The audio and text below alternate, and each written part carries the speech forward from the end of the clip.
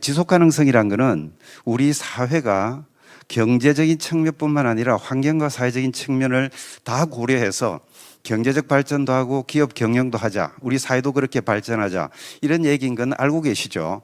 근데 거기에 미래 세대란 말이 나옵니다. 유엔이 정의한 내용을 보면 이 미래 세대가 우리가 무책임하게 행동하면 미래 세대가 정말 우리와는 차원이 다른 그런 불행한 세상을 살게 될 거다. 이런 우려에서 시작된 개념이 지속가능 경영인데요. 87년이니까 35년 전 얘기 아닙니까? 근데 35년 전에 유엔이 정의한 그 미래 세대가 과연 누구일까? 그래서 이제 MZ세대는 밀레니얼과 Z세대를 얘기하는데요. 대략 아주 어린 친구들부터 한 40 정도 되는 사람들이죠. 인구로 봐도 굉장히 많겠지만 그 영향력이나 파워로 볼 때 이미 이 세계를 움직이고 있는 세대는 MZ세대가 되어버렸고요. 근데 그 MZ세대는 우리가 정말 걱정했어야 되는, 우리가 케어했어야 되는, 하지만 하지 않았던 그런 세대들로서 지금 화가 나 있고 영향력을 행사하려고 그러고 자기들 목소리를 내고 있는데, 이런 추세가 당연히 모든 산업에 절대적인 영향을, 임팩트를 주고 있지만 가장 중요한 임팩트를 주는 게 문화와 관련된 일, 마이스, 그 다음에 뭐 이런 여행, 이런 것 있잖아요. 이런 데는 그 다음에 패션 산업, 이런 쪽에는 정말 절대적인 영향을 끼치고 있다는 겁니다. 이들을 약간 특징을 살펴보면 이렇죠. 디지털 생활 양식에 너무너무 익숙하다는 것, 그리고 이 사람들은 자기들끼리 디지털 세상에서 놀기 때문에 기성세대가 이 사람들한테 큰 영향을 끼칠 여지가 별로 없습니다. 자기들끼리 가르치고 배우고 의견을 모으고 영향력을 행사한다는 거죠. 그리고 경기 침체, 우리나라만 해도 벌써 외환위기, 금융위기 거쳤잖아요. 어떻게 보면 옛날보다 잘 살지만 이 사람들은 굉장한 좌절을 느꼈고 이 시스템에 대해서 불안해하고 있고, 그리고 기후변화와 소득 불평등에 굉장히 민감하게 반응을 한다는 겁니다. 여러분들 잘 아시겠지만 요즘 젊은 친구들 공정성을 되게 얘기하고 있죠. 뭐 공정에 대해서 굉장히 민감하게 반응을 보인다는 겁니다. 그리고 또 하나가 굉장히 보편적인 가치에 우리가, 저 같은 사람이 자랄 때보다 되게 민감해요. 그러니까 예를 들어서 양성평등이나 인종차별 반대나 이런 것들은 그 베이비 부머나 X세대들은 뭐 별로 무덤덤해요. 근데 이 친구들은 그렇지 않습니다. 심지어 미국에서 일어나는 인종차별에 대해서도 굉장히 분노를 합니다. 왜냐하면 보편적인 진리를 공감을 하기 때문에 어디에서 일어나느냐, 이 사람들한테는 의미가 없다는 거죠. 그러니까 옳은 거는 어디에서 일어나도 옳다, 이런 생각을 가진 이 MZ세대, 우리 사회를 규정하고 있다는 거죠. 이미 소비시장의 40%를 차지하고 있습니다. 아까 말씀드렸듯이 사회 및 환경의식이 강하고 여행 우선주의 사고를 갖고 있어요. 어떤 조사를 보더라도. 그리고 진정한 로컬 경험을 선호한다. 우리가 옛날에 다니던 그런 관광이나 여행과는 다르다는 거죠. 그 다음에 이 친환경 숙소, 여행 수단, 그리고 만약에 내가 이런 친환경적인 환경에서 머무를 수 있고 즐길 수 있다면 프리미엄도 지불할 수 있다라고 생각한다는 거죠. 그래서 이 포스트 코로나 시대에 다른 산업도 마찬가지지만 관광, 호텔, 마이스 산업의 주역은 MZ세대다.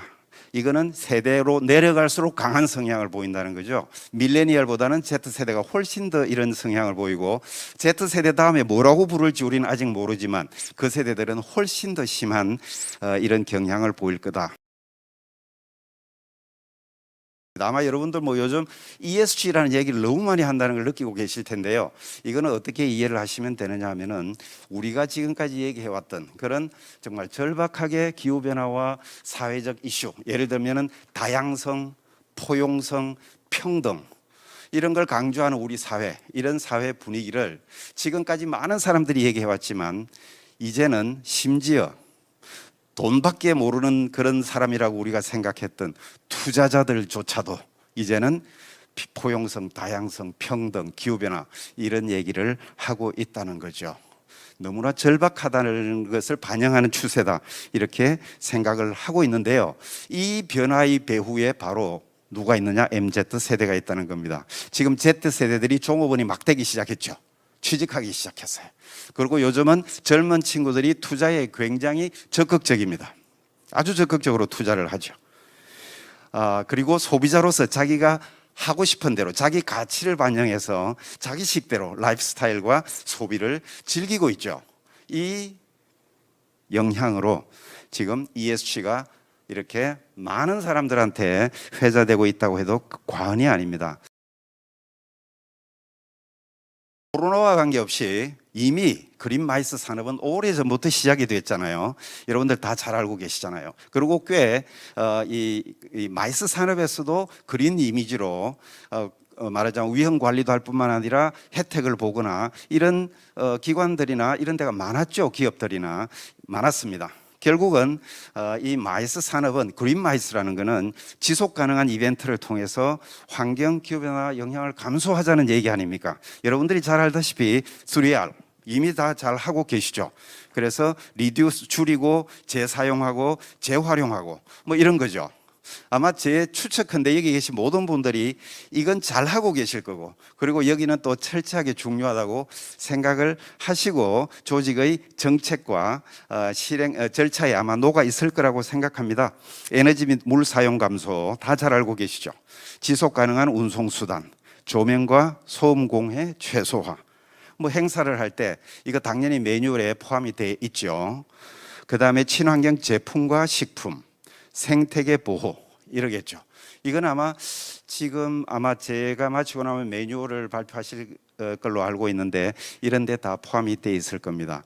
근데 제가 오늘 강조드리고 싶은 거는 이거 다 당연히 하셔야 되는데 요거 매뉴얼 체크해 가면서 자, 우리 친환경 제품 로컬 푸드 쓰고 있느냐, 아니면은 뭐 생태계 영향을 최소화하기 위한 장소 선정이나 프로그램 하고 있느냐, 당연히 중요하고 잘 하시겠지만 이걸로 충분할까? 이런 저는 문제의식을 좀 던지고 싶습니다. 미래의 환경 문제는 4가지로 요약된다고 저는 항상 강조합니다. 하나는 기후변화, 두 번째는 자원순환. 자원순환은 그냥 플라스틱 생각하시면 됩니다. 그 다음에 조금 더 미래에는 생물 다양성입니다. 지금 우리는 생물 다양성에 대해서 많은 얘기를 하지 않죠. 근데 조금 지나면 생물 다양성이 어마어마한 이슈로 대두될 것입니다. 그리고 마지막에 여러분들도 잘 알고 계시는 안전 문제입니다. 환경과 결합된 안전 문제가 굉장히 심각하죠. 그 4가지로 딱 요약이 됩니다. 그래서 마이스 산업에서도 앞으로 전략 짜실 때 그 4가지를 부문별로 다 전략을 만들어 주셔야 되지 않느냐. 아까 제가 말씀드렸던 그 버추얼 다음에 하이브리드 다음에 올 수 있는 하나의 디지털 트랜스포메이션 형태가 메타버스죠. 메타버스라는 거는 그러니까 실제 세상과 이 디지털 공간 속의 세상이 오버랩 돼가지고 구분이 전혀 되지 않는 세상을 얘기를 하죠. 메타버스를 이용해가지고 관광, 교육 이런 것들이 지금 아주 활발히 진행되고 있고요. 여기 있는 게 네이버가 실제로 가상 공간을 이용해서 면접 시험을 본 겁니다. 그리고 거기서 채용을 해요. 그걸로 끝이에요. 얼굴 한번 안 보고 채용하고 끝나는 겁니다. 젊은이들은 여기에 너무 익숙해져 있는 거예요. 우리가 요즘 얘기하는 부캐 비슷한 개념이죠. 부캐, 그죠? 이게 단순한 데몬스트레이션이나 엔터테인먼트가 아니라 여기서 채용하고 여기서 비즈니스 톡이 이루어지고 여기서 모든 걸 한다는 겁니다. 실제로. 이게 이미 우리 옆에 와 있거든요. 우리가 이렇게 아름다운 자연을 가지고 있고 단지 코로나가 문제이지 회복만 되면 옛날과 같이 될 거야 라고 생각하는 것은 다시 한번 재고해 보셨으면 하는 게 제가 드리고 싶은 조언입니다.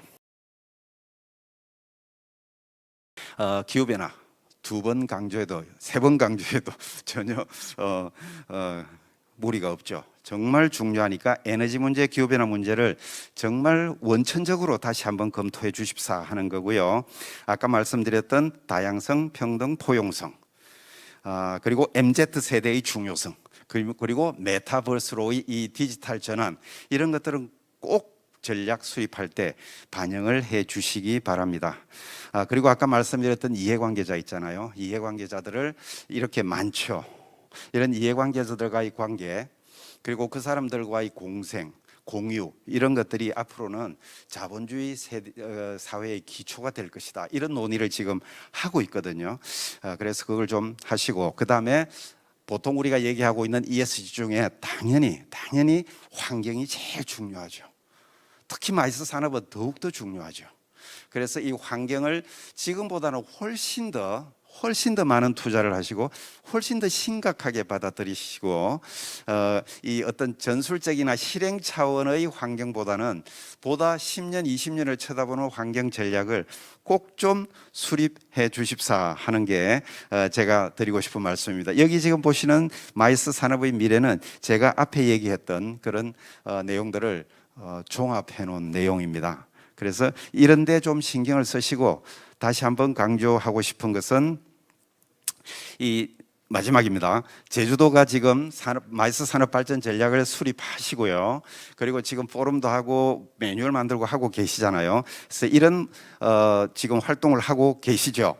그래서 제가 요약해 놓은 내용이 이렇습니다. 목표와 비전이 이렇고, 그린마이스는 이렇게 정의하고, 그 다음에 주요 수단은 매뉴얼 수립, 그 다음에 마이스 포럼 개최, 그 다음에 ISO 20121 이벤트 지속 가능 경영 시스템이죠. 이걸 이제 취득하기를 추진하고 있고요. 그 다음에 이벤트 인증 지원을 하고, 굉장히 다 중요하고 아주 필요한 그런 조치들이라고 생각합니다. 그래서 이런 조치를 잘 하고 있는 제주도가 아마 제가 생각할 땐 굉장히 다른 지역에 비해서도 유망하리라고 믿고 있습니다. 근데 조금만 더 보태면 비전, 미션, 전략 체계 재정비하시고 단기, 중장기 로드맵을 꼭 만드시는데, 제가 앞에서 말씀드렸던 몇 가지를 꼭 좀 심각하게 고려해 주셨으면 좋겠고, 그럴 때 SDG와 매핑을 시켜서 우리는 SDG를 달성하기 위해서 이런 노력을 한다. 그 다음에 국가의 그린 뉴딜계 국제적 동향, 아까 제가 말씀드렸던 에너지와 그 다음에 탄소 넷제로니 이런 것들을 지금 많이 논의하고 있거든요. 그것도 다 한번 고려해보고 전략을 세우시면 좋겠고, 국내외 정책기관, 연구기관, 기업, NGO 다양한 이런 조직들과 파트너십 추진 계획도 좀 명시적으로 수립하셔서 같이 좀 추진을 해 나가셨으면 좋겠다라는 말씀을 드리면서 오늘 제 발표를 마치도록 하겠습니다. 경청해 주셔서 감사합니다.